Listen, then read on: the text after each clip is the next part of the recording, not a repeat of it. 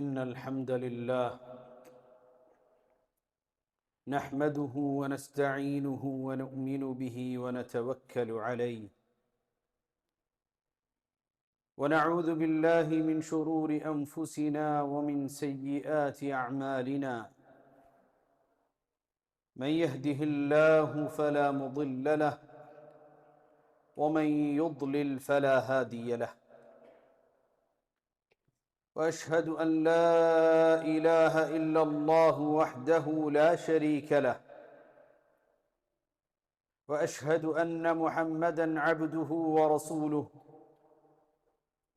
أرسله بالهدى ودين الحق ليظهره على الدين كله ولو كره المشركون اللهم صل على محمد وعلى آل محمد كما صليت على إبراهيم وعلى آل إبراهيم اللهم بارك على محمد وعلى آل محمد كما باركت على إبراهيم وعلى آل إبراهيم إنك حميد مجيد أما بعد فإن خير الحديث كتاب الله وخير السنن سنن محمد المصطفى صلى الله عليه وسلم وشر الأمور محدثاتها فإن كل محدثة بدعة وكل بدعة ضلالة وكل ضلالة في النار يا أيها الذين آمنوا اتقوا الله حق تقاته ولا تموتن إلا وأنتم مسلمون സ്നേഹം നിറഞ്ഞ സത്യവിശ്വാസിനികളെ, അള്ളാഹുവിൻ്റെ വിധിവിലക്കുകൾ പാലിച്ച് തഖ്വയോടുകൂടി ജീവിക്കണേ എന്ന് വസിയത്ത് ചെയ്യുകയാണ്, ഉപദേശിക്കുകയാണ്. യഖൂലു അല്ലാഹു അസ്സ വജൽ വഅ്തസിമൂ ബിഹബ്ലില്ലാഹി ജമീഅൻ വലാ തഫറഖൂ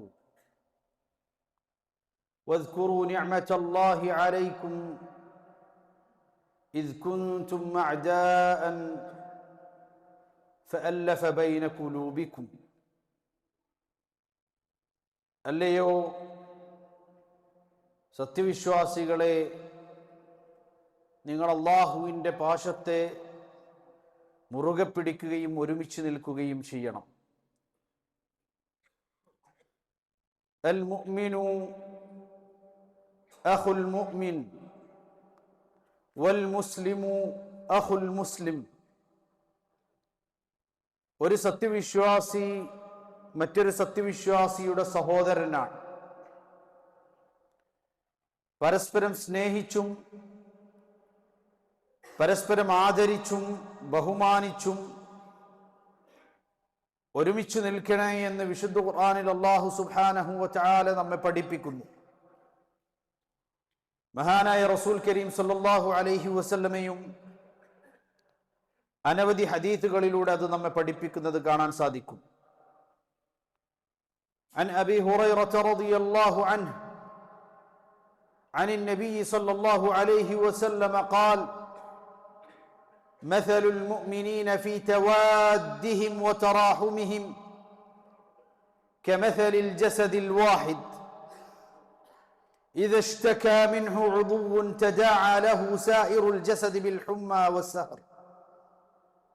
ഇമാം മുസ്ലിം ഉദ്ധരിക്കുന്ന ഹദീസിൽ നബി കരീം സല്ലല്ലാഹു അലൈഹി വസല്ലമ പറഞ്ഞു, ഒരു സത്യവിശ്വാസി മറ്റൊരു സത്യവിശ്വാസിയോടുള്ള ബന്ധം ഏറെ സുദൃഢമാണ്.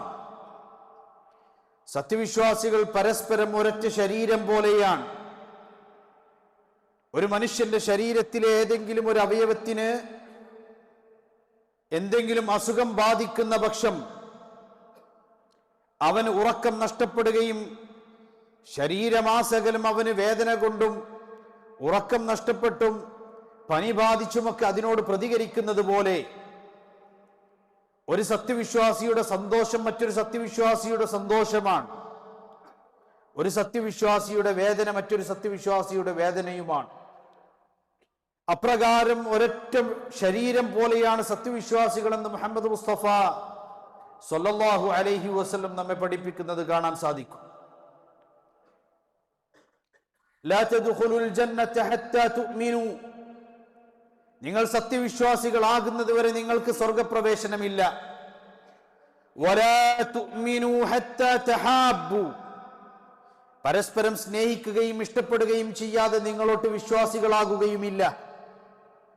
അവലാ അദുല്ലുകും അലാ ശൈഇൻ ഇദാ ഫഅൽതുമൂഹു തഹാബബ്തും, നബി കരീം സല്ലല്ലാഹു അലൈഹി വസല്ലം സത്യവിശ്വാസികൾക്ക് പറഞ്ഞു തരികയാണ്, ഞാൻ നിങ്ങൾക്കൊരു കാര്യം പറഞ്ഞു തരട്ടെയോ, അത് നിങ്ങൾക്കിടയിൽ നിങ്ങൾ വ്യാപകമാക്കിയാൽ നിങ്ങൾക്കിടയിൽ സ്നേഹമുണ്ടാകും. അഫ്ശുസ്സലാമ ബൈനക്കും, നിങ്ങൾക്കിടയിൽ പരസ്പരം സലാം പറയുന്നത് വർദ്ധിപ്പിക്കണം.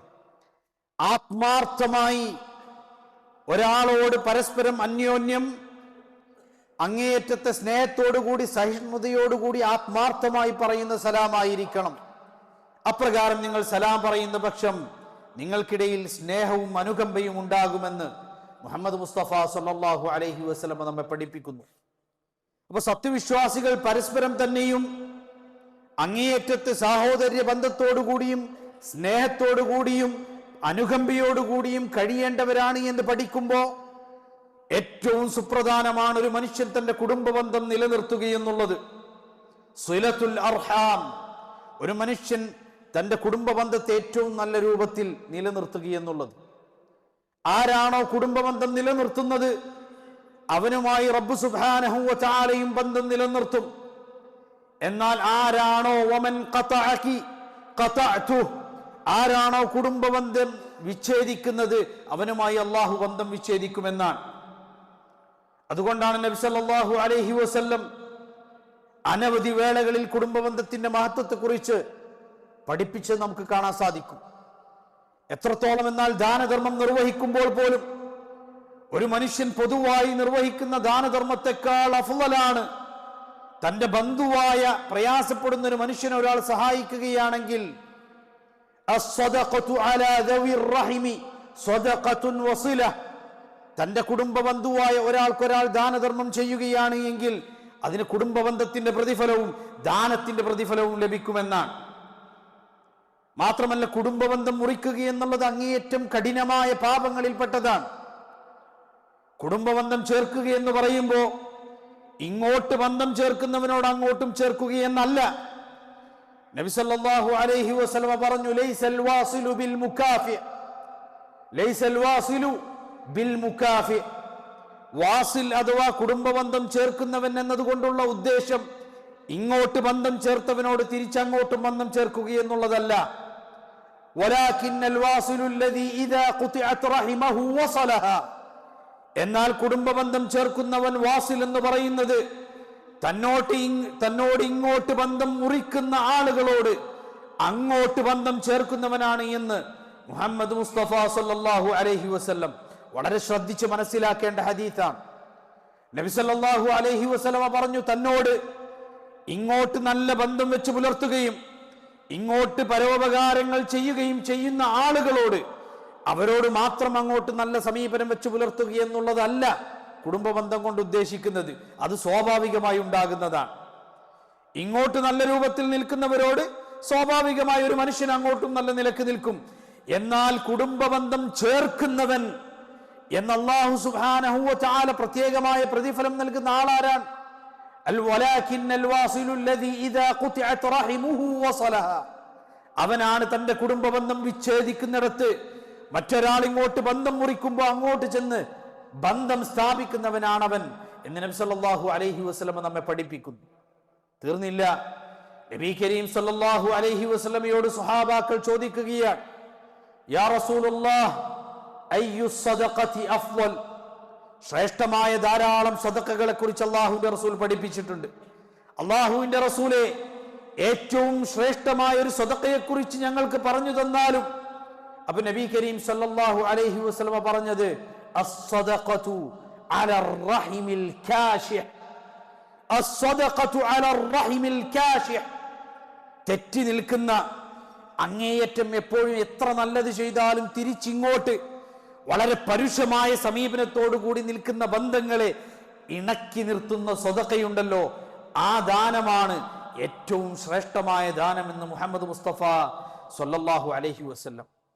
ഇങ്ങോട്ട് പരുഷമായ സമീപനം വെച്ച് പുലർത്തുന്നവനോട് അങ്ങോട്ട് തിരിച്ച് അതേ സമീപനം വെച്ച് പുലർത്തുക എന്നല്ല, മറിച്ച് അവന് നീ ദാനം നൽകുന്നുവെങ്കിൽ ആ ദാനം വളരെ പ്രതിഫലം ലഭിക്കുന്ന ദാനമാണ് എന്ന് മുഹമ്മദ് മുസ്തഫ സ്വല്ലല്ലാഹു അലൈഹി വസല്ലം നമ്മെ പഠിപ്പിക്കുന്നത് കാണാൻ സാധിക്കും. അതുകൊണ്ട് സഹോദരങ്ങളെ, ലാ യഹില്ലു ലിംറിഇൻ മുസ്ലിമിൻ യുഅ്മിനു ബില്ലാഹി വൽ യൗമിൽ ആഖിർ, അല്ലാഹുവിലും അന്ത്യദിനത്തിലും വിശ്വസിക്കുന്ന ഒരു വിശ്വാസിയെ സംബന്ധിച്ചിടത്തോളം അവന് പാടില്ലാത്തതാണ് അൻ യഹ്ജുറ അഖാഹു ഫൗഖ സലാസ്, 3 ദിവസങ്ങളെക്കാൾ കൂടുതൽ ഒരാളോട് തെറ്റി നിൽക്കുക, ഒരാളോട് സലാം പറയാതെ നിൽക്കുക.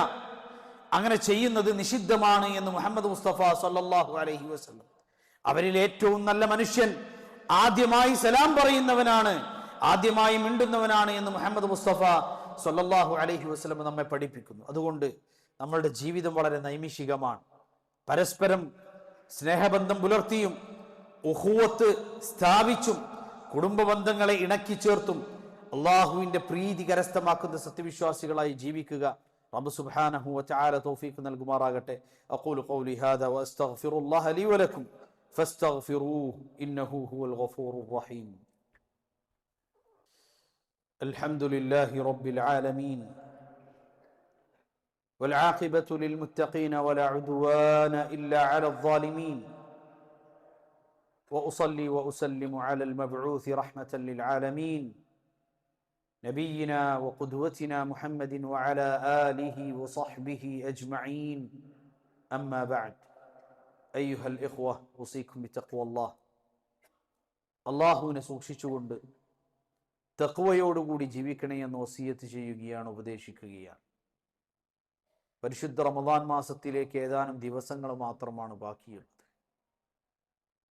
ആത്മാർത്ഥമായി അള്ളാഹുവിലേക്ക് മടങ്ങുകയും ഇബാദത്തുകൾ ശരിപ്പെടുത്തുകയും റമദാൻ മാസത്തിലെ നോമ്പൊക്കെ നോറ്റുവീട്ടാനുള്ള ആളുകളുണ്ടെങ്കിൽ എത്രയും പെട്ടെന്നത് നോറ്റുവീട്ടുകയും ചെയ്യുക.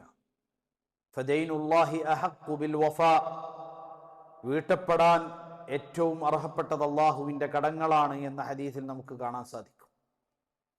അതുകൊണ്ട് തന്നെ ആർക്കെങ്കിലുമൊക്കെ സിയാമുണ്ടെങ്കിൽ, നോമ്പുണ്ടെങ്കിൽ പരിശുദ്ധ റമദാൻ മാസം വരുന്നതിന് മുൻപായി ആ നോമ്പൊക്കെ നോറ്റുകൂട്ടാൻ വേണ്ടിയിട്ട് നമ്മൾ ശ്രദ്ധിക്കുക. റബ്ബ് സുബ്ഹാനഹു വ തആല തൗഫീഖ് നൽകുമാറാകട്ടെ. അള്ളാഹുവിനെ ഭയപ്പെട്ട് തഖ്വയോടുകൂടി യഥാർത്ഥ മുത്തഖീങ്ങളായി ജീവിക്കുക. റബ്ബ് നമ്മെ ഏവരെയും യഥാർത്ഥ മുത്തഖീങ്ങളിൽ ഉൾപ്പെടുത്തുമാറാകട്ടെ. അല്ലാഹുമ്മഗ്ഫിർ ലിൽ മുഅ്മിനീന വൽ മുഅ്മിനാത്ത് والمسلمين والمسلمات الأحياء منهم والأموات إنك مجيب الدعوات يا قاضي الحاجات. اللهم أجرنا من النار، اللهم أجرنا من النار، اللهم أجرنا من النار. آمين آمين آمين برحمتك يا أرحم الراحمين. وأقم الصلاة.